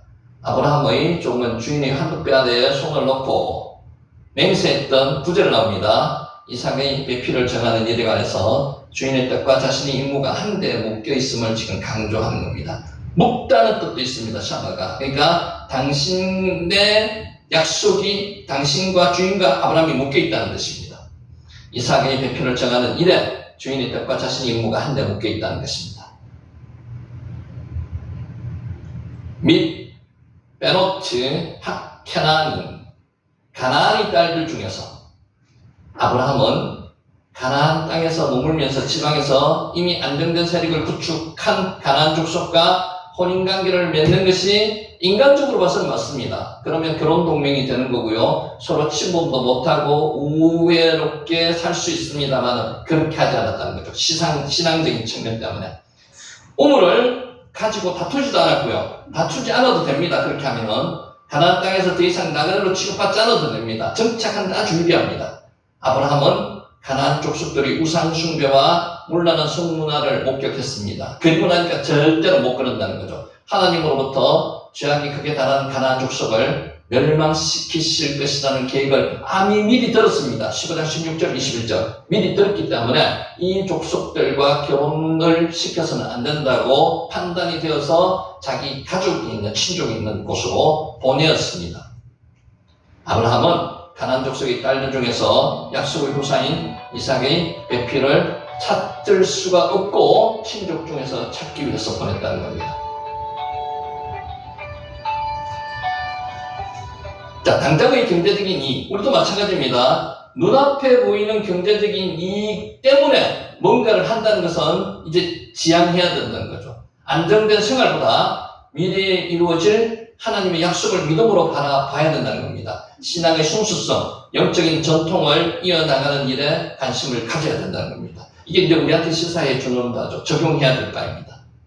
아브라함의 신앙은 오늘날 배우자를 선택하는 일에 있어서 신앙과 인격의 우선순위를 두기보다는 지금 어떻게 하고 있습니까? 학력, 경제력 등에 좌우되는 우리 성도들에게 어떤 모습으로 선택을 해야 되는지를 다시 한번 이야기하고 있습니다. 이 이야기가 몇천 년 전의 이야기로 끝나는 것이 아니고요. 지금 당장 우리한테도 지금 말씀하고 있는 바가 있습니다. 빠트, 딸이라는 거예요. 빠트, 딸. 그러니까 딸, 손녀라는 구분이 없습니다. 원어에는. 그렇기 때문에 이 빠트를 손녀를 이야기하는 경우도 가끔 있습니다. 택하지 말고 택하다가 라카흐라는 단어가 변해서 로티카흐라고 썼습니다. 절대 금지를 나타내는 게 로 부정입니다. 취하다, 정원하다, 라카흐입니다. 취하다. 따다도 라카흐죠. 선악과를 딸 때 라카흐라는 단어를 썼습니다. 미완료형으로 미래적 의미를 지니고 있습니다. 자, 본문은 앞으로도 계속 절대적으로 택하지 말아야 한다는 것을 엄하게 강하게 표현하고 있는 겁니다. 히브리어에서 미완료형은요, 개인적인 습관, 사회적 간섭 또는 불변하는 진리를 설명할 때도 쓰입니다. 계속 절대적으로 취하지 말라는 겁니다. 택하지 말라는 겁니다. 친구를 가나안 족속 중에서. 자, 본문을 보다 폭넓게 해석한다면 언약 가문의 배우자는 절대로 우상 숭배자인 가나안 족속의 딸들 중에서 택할 수가 없다는 겁니다. 오히려 관습이나 불변하는 진리와 같이 절대로 변경할 수 없는 확고한 가문의 법칙이 되어야 하는 것을 가르치고 있습니다. 지금도 이 원칙은 절대 불변입니다. 그런데 지금 사회적인 여건이나 환경이 변했기 때문에 반드시 지킬 수만은 없습니다. 그러더라도 지난번에도 제가 말씀드렸죠. 자녀를 결혼시킬 때 그 자녀가 결혼할 대상이 실제로 믿는 자가 아니었다면 믿는 믿음의 가정이 아니더라도 믿음으로 입문할 수 있도록 세례 정도는 받아서 결혼을 시킬 수 있으면 가장 좋다고 말씀을 드렸습니다. 불신자와의 결혼 금지는 권면이 아닙니다. 실제로 명령입니다. 명령과 권면은 차이가 있습니다. 해도 좋고 안 해도 되는 게 권면이고요. 물론 하나는 뜻으로 말씀을 하지만 명령은 바로 지켜야 될 것을 이야기하는 거죠. 그러니까 그럼에도 불구하고 많은 크리스찬이 불신자와 지금 결혼을 하고 있는 상황입니다. 뿐만 아니라 그런 결혼 이후에 대다수 사람들이 어떻게 됩니까? 불신자와 동화되어서 신앙을 잃어버리게 된다는 거죠. 그래서 현실은 큰 문제가 아닐 수 없다는 겁니다. 그래서 지금이라도 이런 부분에 대해서 우리가 경각심을 가져야 된다고 말씀을 드리는 거고요. 하나님의 뜻에 맞는 결혼을 성사시키기 위해서 온갖 틈나는 고난을 극복한 아브라함의 종이나 하나님의 굳은 의지를 통해서 인생에서 가장 중요한 선택이라고 할 수 있는 것, 결혼, 신앙 안에서 이루어져야 된다는 거죠. 결코 타협할 수 없다는 것을 지금 나타내고 말씀을 하고 계시는 겁니다. 38절, 내 아버지 집, 내 족속에게로 가서 내 아들을 위해서 아내를 택하라 하시기로. 이게도 나오죠. 며느리를 택하는 게 아닙니다. 내 아들을 위해서 아내를 택하는 거죠. 이삭의 아내를 지금 택하는 겁니다. 내 족속에게로 가는 겁니다. 왜 엘 미시파흐티. 물론 아브라함의 족속 친척들이 여호와 신앙의 100% 가지고 있는 것은 아니었습니다. 그러나 여호와 신앙을 기본적으로 가지고 있었기 때문에 이렇게 이야기하는 거예요. 미시파하, 영어로 패밀리입니다. 의미보다 포괄적인 의미로 아주 강한 혈연적 유대 관계 있는 친척의 무리, 패밀리보다 더 큰 무리를 이야기하는 거죠. 자, 킹 제임스나 RSV는 혈족, 킨드레드라고 번역했습니다만은 고대 근동 사회, 특히 가나안 지역은 치안이 아주 갖춰지지 않았던 것이므로 이러한 친족의 중요성을 더욱 컸으며 피의 복수와 기업 물을 자의 의무가 있는 형제 다음으로 상속 권한이 있는 자들을 미시파하라고 했습니다. 아브라함이 자신의 아들의 배우자를 자신의 친족 중에서 얻으려고 했던 것은 이런 위협으로부터 벗어나려는 이유 때문은 아니었습니다. 문제는 이유는 이 땅을 레시에게 주겠다고 하신 하나님의 약속의 건강, 믿음 때문에 그렇다는 거죠. 그래서 지금 하나님에 대한 호칭을 뭐라고 쓰고 있는 거죠? 엘로힘이라는 호칭을 쓰고 있지 않고요. 예후와라는 호칭을 쓰고 있다고. 그래서 하나님의 성경에서 보면은 하나님의 호칭을 우리로 봐서는 잘 이해가 구분이 안 되는데 하나님께서는 성경에서는 그것을 구분해가 쓰고 있다는 겁니다. 예호와 엘로힘. 미시파하흐라고 읽고요. 이게 종족, 친족을 이야기합니다. 미시파하. 39절. 내가 내 주인에게 여쭈어 혹 여자가 나를 따르지 아니하면 어찌하니까 한적. 이것도 번역이 조금 문제가 있습니다. 한번 보시기 바랍니다. 혹 아니하면 어찌하니까 울라이라는 단어를 썼습니다. 자, 만약에 아마도 이 단어는 개인적이나 국가적인 위기에 관련해서 자주 사용되는 단어입니다. 울라이. 야곱은 자신이 속임수가 드러날까 두려워할 때 이 표현을 썼습니다. 울라이. 아니하면, 혹 아니하면. 발락은요, 발람을 통해서 이스라엘을 저주하고자 할 때 이 표현을 썼습니다. 어떤 표현이요? 울라이. 욥은 그의 자녀들이 혹시 하나님을 저주할까 걱정하면서 울라이 이 단어를 썼습니다. 이 표현을 썼습니다.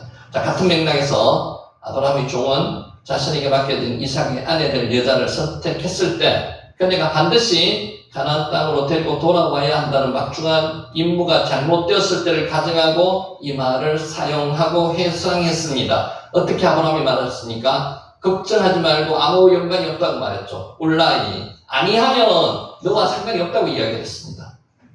자, 여기서 아니하면 어찌하니까 여기 이제 문제가 있는 게 뭔가 하면요. 한글 개혁성경은요, 뭐뭐 하거든이라고 번역했습니다. 그런데 본문에서는 울라이가 혹 하면 어찌하니까 이렇게 번역을 했는데, 아쉬브 이하의 문장이 다음에 이하의 문장이 본문에서 빠져 있습니다. 자, 그래서 본문에서 자신이 그렇게 했던 말을 라반에게 전하면서 여자가 나를 쫓지 아니하면 여기서 끝나는 겁니다. 어찌하니까 이 단어는 없습니다. 그래서 가장 좋은 번역은 무슨 번역이라고 말씀드렸습니까? 원문에 있는 대로 번역하면 가장 좋다고 얘기했죠. 그래서 여기서는 혹 여자가 나를 따르지 아니하면 한글 번역에는 어찌하니까 이게 없습니다. 한글 성경은 이를 무시하고 아니하면 뒤에 어찌하니까 이런 말을 원문과 다르게 보충했습니다. 의미는 통할지언데 완벽한 번역은 아니라는 겁니다. 온라인 어찌하니까라는 말의 추가는 당시 정황에 대한 이해를 편하게 할지는 모릅니다. 실제는 정황은 이해할 수 있습니다만 종의 말을 원문에 그대로 옮기지 못하는 결과입니다. 아브라함의 종은 라반에게 굳이 이삭의 아내를 삼기를 원하는 리브가가 가나안 땅으로는 가지 않을 것이라는 상황을 가정하고 싶지 않았을 겁니다. 그래서 뒤에 말을 생략했습니다. 혹 아니하면 어찌하니까 물어본 게 아닙니다. 아니하면 여기서 끝냈다는 거죠. 그래서 자신의 말을 아니하면이라고 중간에 맺고 뭘 넣는가 하면요, 아브라함의 확신의 첫말, 여호와께서 보내신 사자가 이 일을 꼭 성사시킬 부정이 아니고요, 긍정의 말을 넣습니다. 따라서 본문은 혹하면이라고 해석해야 합니다. 혹하면 이렇게 해석을 해야 된다는 거죠. 아니하면이 아니고요. 자, 이거 다시 위에 적어놨습니다. 혹 아니하면 어찌하니까 부정적인 선택을 물어본 게 아니고요. 혹 아니하면 이러면서 끝냈다는 겁니다. 그리고 긍정적인 말을 넣었습니다. 여호와께서 보내신 사자가 이 일을 성사시키실 것입니다. 이런 말을 얼버무리고 넣었다는 거죠. 의미가 있습니다. 40절. 조금만 더 할게요. 40절. 주인이 내게 이르되 내가 섬기는 여호와께서 그의 사자를 너와 함께 보내어 내게 평탄한 길을 주시리니 너는 내 족속 중 내 아버지의 집에서 내 아들을 위해서 아내를 선택할 것이니라. 내가 섬기는 여호와께서, 지금 누가 이야기하는 걸까? 주인이 이런 말입니다. 종에게. 아브라함이 섬기는 여호와께서, 내가 섬기는 여호와께서, 여호와, 아쉐르, 히트, 할라크티, 라파나유. 내가 그 앞에서 스스로 행했던 여호와, 10대 번역은 이렇습니다. 레파라유, 그 앞에서, 이런 뜻이고요. 내가 섬기는 이 히트, 할라크를 썼습니다. 그래서 이 번역은 조금 복잡하지만은 내가 섬기는 여호와께서라는 번역은 의역이고요. 내가 그 앞에서 스스로 행했던 여호와, 이런 뜻으로 번역이 되어 있습니다. 실제 번역은. 그러니까 이거 번역을 바꾸자는 게 아니고요. 내용은 이런 내용이라는 걸 알고 계시라는 뜻에서 말씀을 드립니다. 아브라함의 하나님 눈 안에서, 즉 여호와의 평가로는 하나님의 계명을 따라 행했다는 거고요. 하나님이 인도하심을 받고 살았던 경건한 사람이었음을 아브라함의 종이 아브라함을 평가하는 겁니다. 자, 그의 사자를 너와 함께 보내어. 원문 앞에서는 어떻게 했습니까? 코 앞에서 가게 하겠다는 그런 표현을 썼습니다. 여기서는 어떻게 해요? 너와 함께 보내겠다는 겁니다. 이시라이 말라코 이타크. 보내라는 게 시라, 이시라흐, 샬라흐에서 나왔습니다. 자, 이걸 그냥 넘어가겠습니다. 말라크가요, 천사, 사자를 이야기하는 겁니다. 내게 40절 다시 읽습니다. 주인이 내게 이르되 내가 섬기는 여호와께서 그의 사자를 너와 함께 보내어 내게 평탄한 길을 주시리니 이는 내 족속 중 내 아버지 집에서 내 아들을 위하여 아내를 택할 것입니다. 내게 평탄한 길을 주시리니 요것도 조금 애매합니다. 왜? 히츠, 리아흐, 테레크 요거 번역하면 이렇습니다. 평탄하니 부사로 사용되었습니다. 평탄한 길을 주시니라. 자, 여기에 아브라함이 종에게 비록 자식의 혼사 묻기를 맡겼지만 이 일을 이루실 분은 여호와 하나님이심을 확신했습니다. 따라서 하나님께서 종의 길을 평탄하게 인도하시리라는 것을 믿을 수 있다는 거고요. 여기서 이제 중요합니다. 한글 번역은 원어를 평탄하게 하다는 동사를 뭐라고 썼는가 하면 부사로 썼다는 거예요. 이거 동사입니다, 동사. 평탄하게 하다 이런 뜻입니다. 자, 이렇게 번역을 할 때 동사를 부사로 바꾸는 것은 잘된 번역은 아니라는 거죠. 자, 이제부터 시작되는 800km의 대여정을 하나님이 평탄하게 하실 것이라는 적극적 의미를 감소시켰다는 거죠. 누가 평탄하게 하신다는 거죠? 하나님께서 평탄하게 하신다는 겁니다. 그러니까 이게 내게 평탄한 길을 주시리라 이런 번역은 조금 자제해야 된다. 그래서 실제로는 이렇게 번역하는 게 맞다는 거죠. 너의 길을 평탄하게 하시겠다. 누가요? 하나님께서. 이런 뜻입니다. 데레크가 길입니다. 자, 여기까지 하고 정리하도록 하겠습니다. 지금 여기 앞에서 나온 거 반복이기 때문에 조금 빨리 넘어갔고요. 지금 34절에서 49절까지 계속 반복이거든요. 반복인데 아까 말씀드렸듯이 신앙의 간증이고 이 간증을 다시 집어넣는 것은 아브라함의 늙은 종이 만난 하나님에 대한 감격이 워낙 컸기 때문에 이것을 빼지 않고 그대로 집어넣었다는 겁니다. 그 차이를 아시면은 나름대로 반복돼가지고 왜 두 번, 세 번 넣느냐 이렇게 이야기를 안 하시고 볼 수 있을 것 같습니다. 자, 마지막 정리하겠습니다.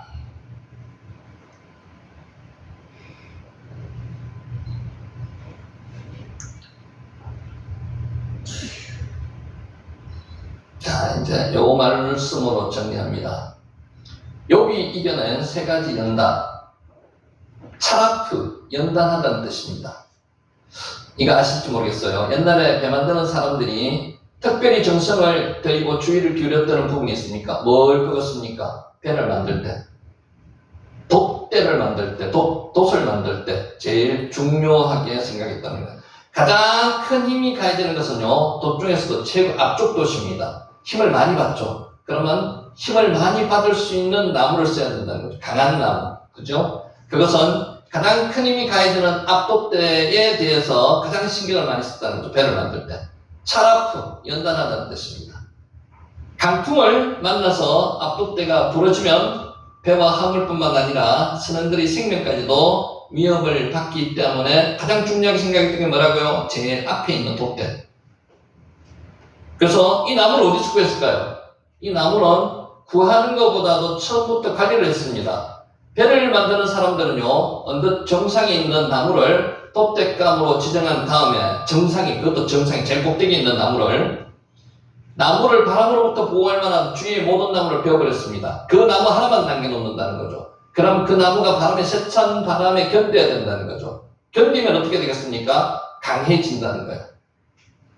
그 후에 여러 해 동안 동서남북에서 바람이 불어닥치고 그 나무는 어려운 여건 가운데서 더욱 단단하게 자라서 배의 앞돛대가 될 수 있다는 겁니다. 그러니까 시련을 견디고 이긴 나무를 써야지만 그 단단한 나무로 앞돛대가 감당할 힘을 감당한다는 겁니다. 사람도 마찬가지입니다. 그렇지 않습니까? 차라프, 연단하다는 뜻이고요. 고난을 통해서 연단을 강하게 받을수록 높고 깊은 영성의 소유자가 된다는 것입니다. 강한 사람을 보면 그는 강하게 된 게 아니고 연단과 시련 속에서 강하게 된 사람들이 많습니다. 욥은 연단을 통해서 순금과 같은 믿음을 갖게 된 대표적인 사람입니다. 욥이 하나님에게 인정을 받자 사탄이 하나님에게 욥을 참수했습니다. 가만히 내버려 두지 않습니다. 특히 사탄이 내버려 두지 않는다는 거죠. 이로 인해서 욥의 믿음에 대한 검증 작업이 이루어지게 되었습니다. 시험 한번 해보는 거죠. 사탄은 욥의 믿음이 좋은 것은 소유의 복을 누리기 때문이라고 했습니다. 소유가 많으니까 믿음이 좋다고 사탄이 말하는 겁니다. 근데 실제로 그렇습니까? 이로 인해서 욥은 소유를 잃어버리는 연단을 받게 됐습니다. 여러분, 가진 것을 다 잃어버리면 어떻게 됩니까? 실망도 되고 좌절도 되고요. 스스로 자포자기하는 경우가 많습니다. 욥은 물질과 자녀를 다 잃었습니다. 자녀도 다 잃었습니다. 물질만 잃는 게 아니죠. 사람은 이때 어떻게 됩니까? 제정신으로 살아가기 어렵습니다. 보통 사람 같으면. 이 연단을 욥은 겪었다는 겁니다. 이때 욥은 이런 믿음의 고백을 했습니다. 내가 모태로부터 알몸으로 나와 싸운저 또한 알몸을 그리로 돌아갈 올지라. 주시는 이도 여호와시요 거두시는 이도 여호와시니 여호와 이름이 찬송을 받으실지니라. 이게 정말로 욥의 신앙입니다. 이렇게 되기 얼마나 힘듭니까? 그죠? 겪어보셨잖아요, 이 시련을. 차라프, 연단입니다. 욥은 소유를 잃어버린 일로 인해서 범죄하지 아니하였습니다. 하나님을 향하여 원망하지 아니하였습니다. 이렇게가 얼마나 힘든 줄 아십니까? 가진 거 다 빼앗기고요. 물질만 빼앗겨도 그래도 그런데 자식까지 다 죽었습니다. 빼앗겼습니다. 원망할 수밖에 없죠. 하나님을 향해서 원망하지 않았습니다. 그러자 사탄은 이제 또 달리 이야기합니다. 뼈와 살을 치면 틀림없이 하나님을 향하여 욕할 것이라고 주장했습니다. 재산도 잃는 것도 그런데 몸이 건강하지 못하면 아프면요 정말로 살 낙이 없습니다. 이로 인해서 욥은 건강을 잃어버리는 연단을 받게 되었습니다. 연단입니다. 하나님이 허락하신 가운데 사탄이 욥의 몸을 쳤습니다. 혹시 여러분 편찮으신 분들 하나님이 연단이라고 생각하십시오. 시련입니다. 욥이 제 가운데 앉아서 질그릇 조각으로 몸을 긁고 있자 그의 아내가 말했습니다. 여러분 질문이 있습니다. 이 아내가, 욥의 아내가 여기 나오는 그래도 자기의 온전함을 굳게 지키느냐 하나님을 욕하고 죽으라 이렇게 말했습니다. 이 아내가 욥을 떠났겠습니까? 그들과 같이 살았겠습니까? 욥이 나중에 축복을 받아가지고요 갑질 복을 받았거든요. 자녀도 낳았습니다. 그 아내로부터 낳았을까요? 아니면 다른 여인으로부터 낳았을까요? 한번 생각해 보시기 바랍니다. 정답은 없습니다. 정답은 없습니다. 성경에 나오는 정답은 없습니다. 근데 구전에 의하면요 그 아내가 아니라는 이야기가 많습니다. 이렇게 매몰차게 이야기했는 사람이 아내로 남아있겠습니까? 남아있기가 힘들 겁니다. 그래도 자기의 온전함을 굳게 지키느냐 하나님을 욕하고 죽어라 이런 독한 여자가 남아있기가 힘들 겁니다. 그래서 통상의 느낌으로는 저도 그렇게 생각하고요 이 여자는 아닐 거라고 생각합니다. 근데 결혼을 누구나 했는지 다른 이야기는 없습니다. 성경에. 그러다 욥이 대답했습니다. 그대의 말이 한 어리석은 여자의 말 같도다. 우리가 하나님께 복을 받았은저 화도 받지 아니하겠느냐. 욥의 이런 신앙이 나오기가 참 어렵습니다. 여러분 시련을 고난을 겪어보신 분들은 아는데 고백한다는 게 이런 고백을 한다는 게 얼마나 힘든지 그냥 보통 사람은 잘 모릅니다. 고난을 겪어보신 분은 알 수 있습니다. 그리고 욥은 이 모든 일에 입술로 범죄하지 않았습니다. 지금 차라프입니다. 차라프가 연단하다는 겁니다. 물론 그냥 연단이 아닌 시련이 있을 수도 있습니다만 욥의 이 시련과 같은 시련은 우리도 겪을 수가 있다는 겁니다. 차라프. 욥의 연단은 여기서 끝나지 않았습니다. 욥에게는 사람을 통한 연단이 남아있습니다. 자 이제 건강도 다 잃고 재산도 잃고 자녀도 잃고 다 잃었습니다. 아무것도 없습니다. 그런 상태에서 사람들은 그냥 가만히 내버려 둡니까? 말에 말을 물고 여러 가지로 힘든 말을 할 겁니다. 욥에게도 그런 사람들이 있었습니다. 욥을 위로하겠다고 찾아온 친구들이 욥을 기계적으로 인과응보론으로 판단했습니다. 네가 그런 것은 네가 잘못했기 때문에 하나님께 벌받을 행동을 했기 때문에 그런 것이다 라는 이야기를 들었을 때 얼마나 억장이 무너지겠습니까? 위로해 주는 게 아니고요, 스스로 자기들이 욥을 까는 겁니다. 욥을 기계적으로 인과응보론으로 판단했고요, 욥을 죄인으로 몰아갔습니다. 사람은 그렇습니다. 친구들은 집요하게 욥을 정죄하며 회개할 것을 요청했습니다. 아까 회개가 뭐라 그랬습니까? 슈브. 실제로 하나님의 이야기가 아니고요, 사람들의 이야기입니다. 우리는 정말 사람들이 사람을 힘들게 하는 경우가 많습니다. 내 주위에 있는 사람, 특별히 내 가장 가까이 있는 사람들이 아까처럼 뭐라고요? 하나님을 욕하고 죽으라고 이야기하는 이런 경우가 있을 수도 있습니다. 사람은 그렇다는 거죠. 그러니까 사람은 의지할 대상이 못 된다는 거죠. 사람은 뭐라고요? 사랑할 대상이지 의지할 대상은 되지 않습니다. 사랑할 대상입니다. 친구들도 마찬가지입니다. 받아들일 수 있지 않은 이야기를 하는 거예요. 내가 넉넉하고 평온하면 받아들일 수도 있는지 몰라도 이때 상황에서는 절대로 받아들이지 못합니다. 이로 인해서 여러분 말로 다 할 수 없는 정신적 고통까지 당하게 되었습니다. 여러분 모든 자녀를 잃어버렸습니다. 재산도 잃어버렸습니다. 건강도 잃어버렸습니다. 친구들에게 정죄까지 당했습니다. 이때라면은 이 당시 상황까지 가면은 사람들은 어떻게 합니까? 나는 이제 다 끝났다. 완전히 손든 상황입니다. 그렇지 않겠습니까? 손났다. 인간으로는 다 끝난 거예요. 그런데 여러분, 자신에게 주어진 고난의 원인을 파악할 수가 없었습니다. 왜 그런지 몰랐습니다. 이게 제일 답답한 거예요. 지금도 여러분 그러신 분 계시죠? 고난은 오는데 뭐 때문인지도 모르고 하나님도 답도 붙드시고 나는 고난 가운데 있고 죽을 것 같습니다. 하나님. 답이 없습니다. 응답이 없습니다. 이럴 때 있습니다. 지금 욥이 그런 상황이라는 거죠. 이것이 욥을 더욱 고통스럽게 했습니다. 욥은 그때의 심정을 이렇게 고백했습니다.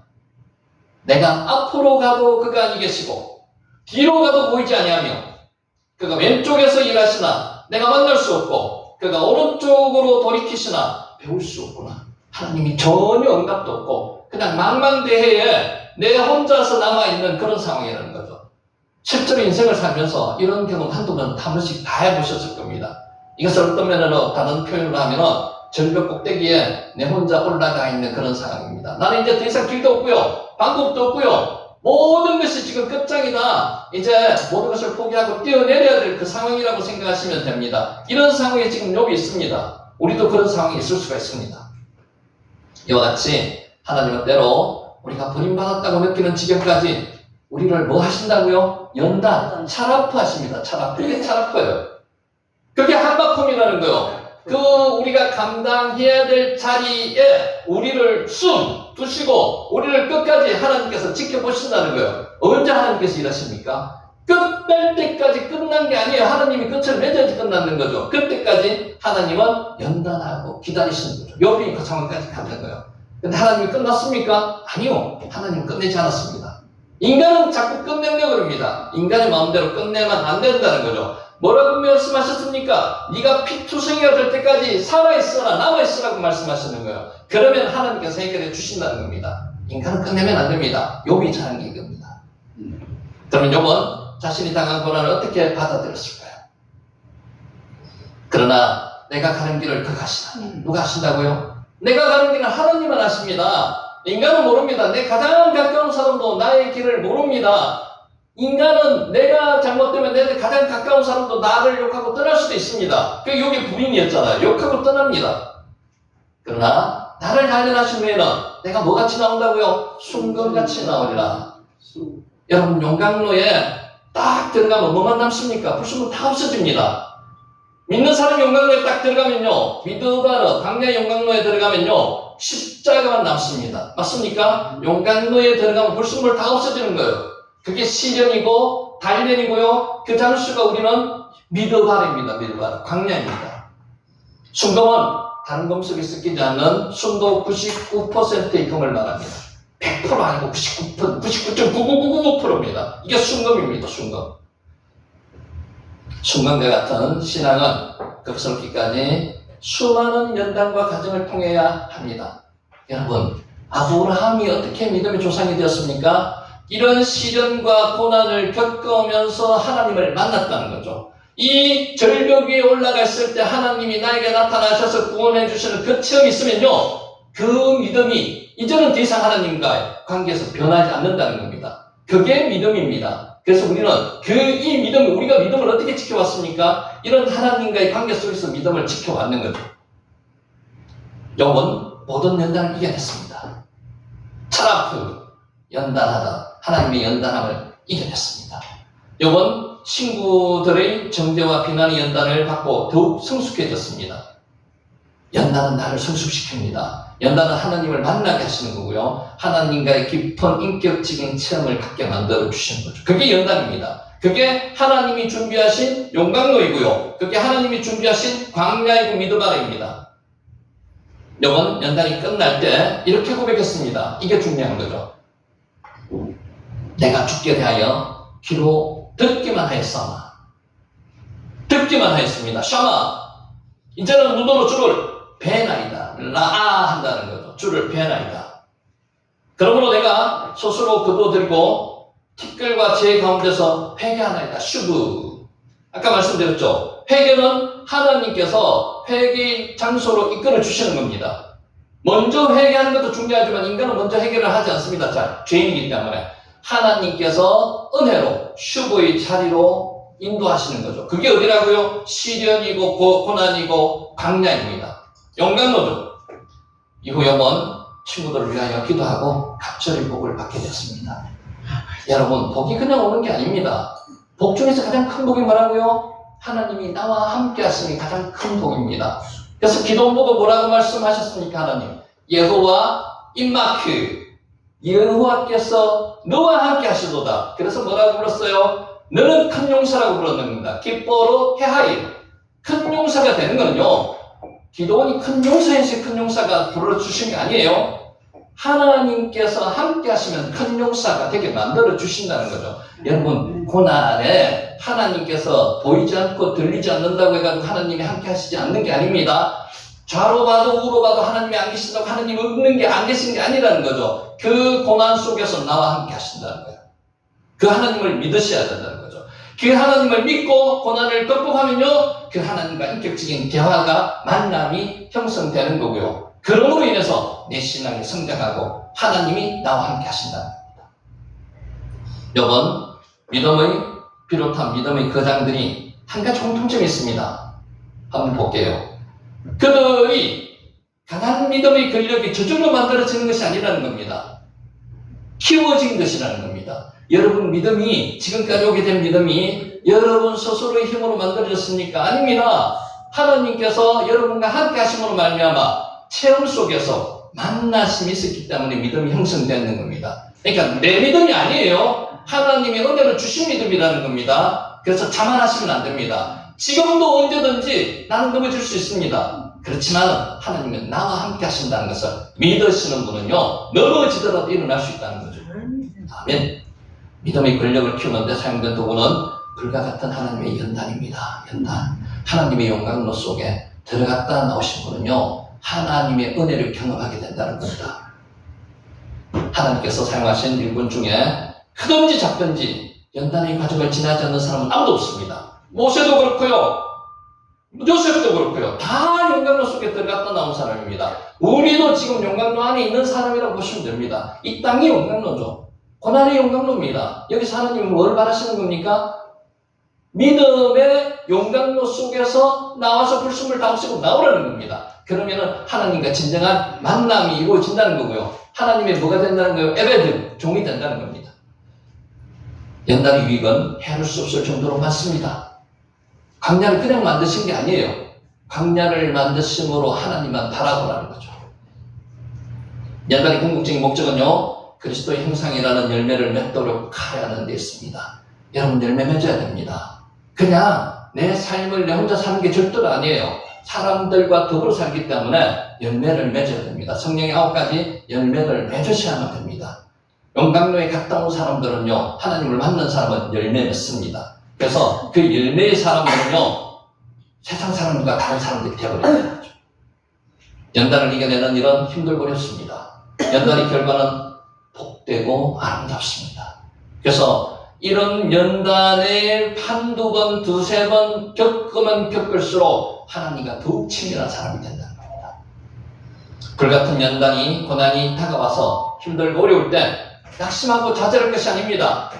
인간은 낙심하고 좌절할 수 있습니다만 여기서 이겨내고 승리해야 된다는 거예요.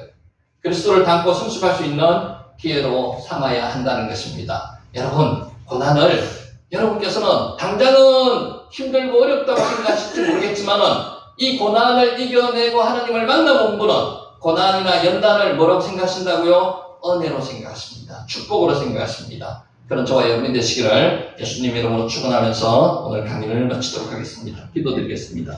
하나님 아버지 감사합니다. 오늘 우리에게 하나님의